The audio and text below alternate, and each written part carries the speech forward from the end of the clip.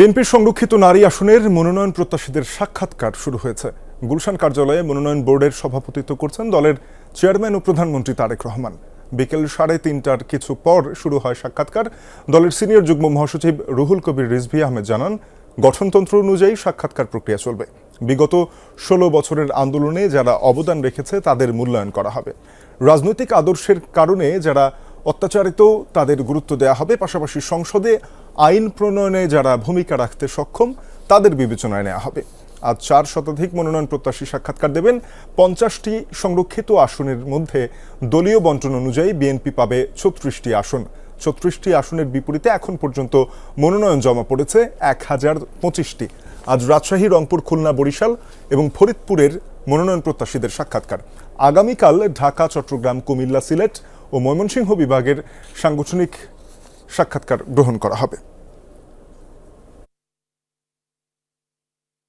মহিলারা যে অবদান রেখেছে বিগত 15-16 বছরের আন্দোলনে, 17 বছরের আন্দোলনে, নিঃসন্দেহে তাদের সেই অবদানকেও মূল্যায়ন করা হবে। অনেক মহিলা নেত্রী আমাদের, তাদের নামে মিথ্যা মামলা হয়েছে, তারা শর্টগানের গুলি খেয়েছে, তাদের বাড়িতে ভাঙচুর করা হয়েছে, তাদের সন্তানদেরকে ধরে নিয়ে যাওয়া হয়েছে শুধুমাত্র রাজনীতি করার কারণে এবং রাজনৈতিক আদর্শের কারণে। এ বিষয়ে আরও জানাতে গুলশানে বিএনপি কার্যালয়ে রয়েছেন সহকর্মী সুমাইয়া ঐশী, যোগ দেব তার সাথে। ঐশী, জানাবেন যে মনোনয়ন বোর্ডের সভাপতিত্ব করছেন প্রধানমন্ত্রী এবং দলের চেয়ারম্যান তারেক রহমান। মনোনয়ন প্রত্যাশীদের সাক্ষাৎকারে কোন বিষয়গুলোকে ঠিক গুরুত্ব দিচ্ছে দল, সেটি জানা গেছে কিনা? মূলত সাক্ষাৎকারের ক্ষেত্রে সবচেয়ে বেশি যে বিষয়টিকে গুরুত্ব দেওয়া হচ্ছে সেটি হচ্ছে প্রার্থীদের অতীতে যদি যে সমস্ত নারী প্রার্থীরা অত্যাচারিত হয়েছেন, একই সঙ্গে যে সমস্ত নারীরা অনেক ক্ষেত্রে তারা ত্যাগী এবং একই সঙ্গে যারা নানান ক্ষেত্রে বিভিন্ন চড়াই উতরাই পার করেছেন দলের জন্য, তাদেরকে গুরুত্ব দেওয়া হচ্ছে। একই সঙ্গে শিক্ষাগত যোগ্যতা এবং অন্যান্য যে বিষয়টি, বিশেষ করে সংসদে যারা প্রতিনিধিত্ব করবার মতো যোগ্যতা আছে তাদেরকেও বিবেচনায় রাখা হচ্ছে। আমাদের সাথে একজন নারী প্রার্থী আছেন, নারী মনোনয়ন প্রার্থী আছেন, যিনি আসলে কিছুক্ষণ আগে সাক্ষাৎকার দিয়ে বেরিয়েছেন। আমি একটু জানার চেষ্টা করব কেমন হলো সাক্ষাৎকার, আর কি আপনি আশাবাদী কিনা এবং কি বিষয়ে গুরুত্ব দেওয়া হচ্ছে বলে মনে হয়? আলহামদুলিল্লাহ, সাক্ষাৎকারটা ভালো হয়েছে।